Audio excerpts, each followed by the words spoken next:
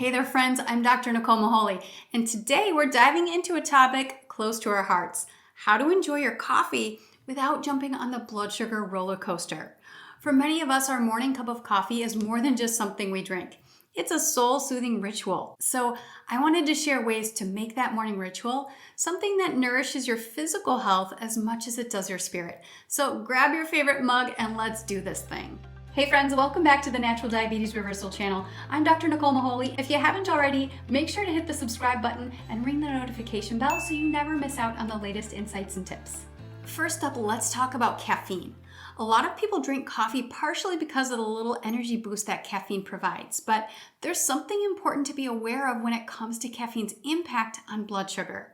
Now, for most healthy adults, 400 milligrams of caffeine a day, which for reference is about 4 cups of coffee depending on the type of coffee you're drinking, doesn't pose any major issues for blood sugar control. Again, that's for most healthy adults. But over half of the adult population in the US has either type 2 diabetes or prediabetes, which changes things a bit in regards to caffeine's impact on blood sugar. Because you see, caffeine can raise blood sugar levels, and there's 2 ways that it does this.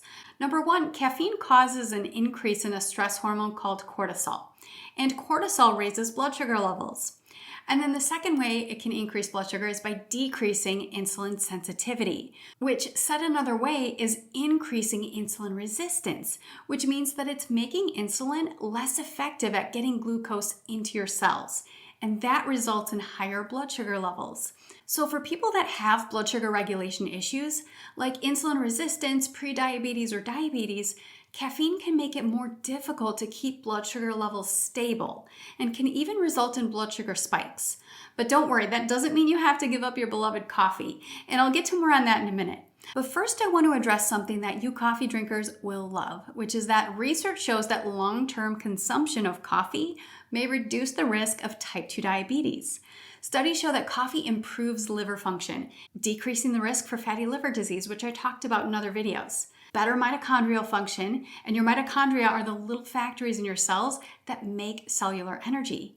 And better mitochondrial function preserves the function of beta cells, which are the cells in your pancreas that make insulin. So cheers to all that.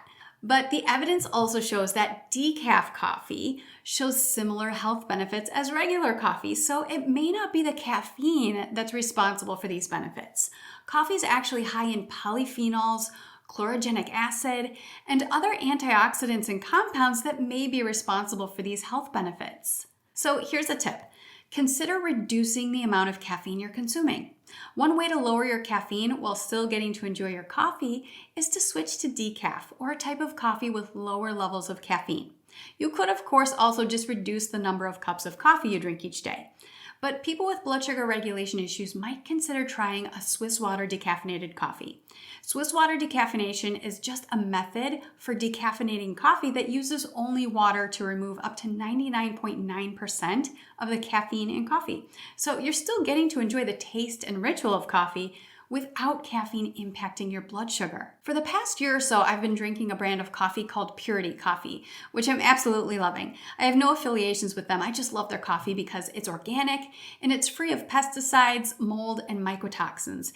And they use the Swiss water method for their decaf coffee, which is what I was drinking, but they recently came out with a 1/3 calf coffee.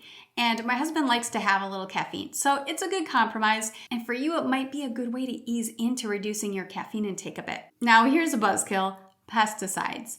In my last video, we talked about concerns of pesticides in cereal and oats, and unfortunately, coffee is another breakfast item that's linked to pesticide concerns. Pesticides are used on conventionally grown coffee, and some of these pesticides may end up in your cup. But why is this a problem for blood sugar? Well, pesticides are shown to increase insulin resistance and to impair blood sugar balance, and they're linked to an increased risk for diabetes, Alzheimer's disease, and other chronic health issues. Thankfully, there's an easy fix for this issue when it comes to your coffee. Whenever possible, choose organic. I mentioned I like Purity Coffee, but there are many other brands of organic, clean coffee out there. So find one you like that's organic and free of mold and mycotoxins for a brew that provides a daily dose of antioxidants without the toxic chemical soup. Oh, that sweet liquid gold. And speaking of sweet, do you add so much sugar, syrup, or sweetened creamer to your coffee that it tastes like you're drinking dessert?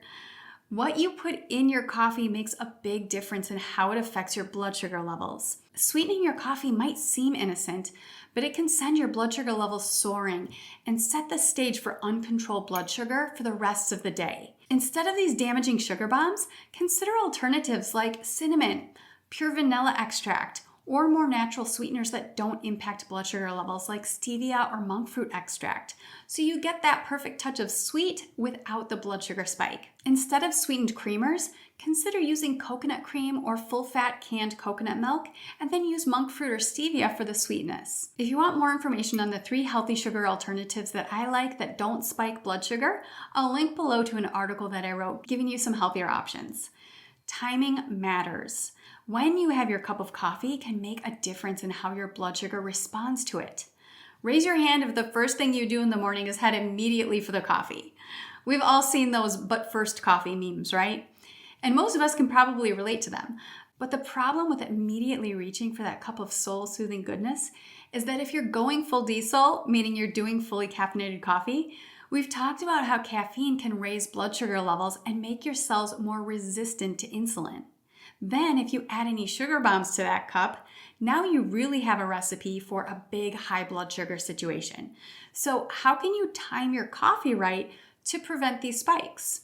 In the Diabetes Nutrition Workshop, one of the topics I cover is how to combine foods effectively to prevent blood sugar spikes. When it comes to your coffee, if you combine it with a protein and fiber-rich breakfast, you can avoid starting the day with a big blood glucose spike. Having your coffee with protein and fiber at breakfast instead of before breakfast will help keep your blood sugar levels and your energy levels more stable. Protein and fiber are essential for keeping blood sugar stable, and when your blood sugar is stable, your energy is stable. If you get enough protein and fiber in your diet, you might not feel like you need to go full diesel with your coffee, which could make that transition to a lower amount of caffeine a little easier. If for one reason or another you're not able to eat breakfast before your coffee, you could at least add collagen protein to your coffee or even have it with a serving of nuts or 2 tablespoons of almond butter. It's best if you can have your coffee with a meal, but if you can't, something small but protein rich will suffice. If you're looking for more nutrition strategies to help stabilize your blood sugar, make sure to check out the Diabetes Nutrition Workshop, which I'll link to in the description box. In the workshop, I cover 5 simple strategies that you can easily incorporate into your life for better blood sugar control. If you have insulin resistance, prediabetes, or type 2 diabetes, definitely make sure to check that out. There you have it, my friend. Cheers to having your coffee in a way that nourishes not just your soul, but your body too.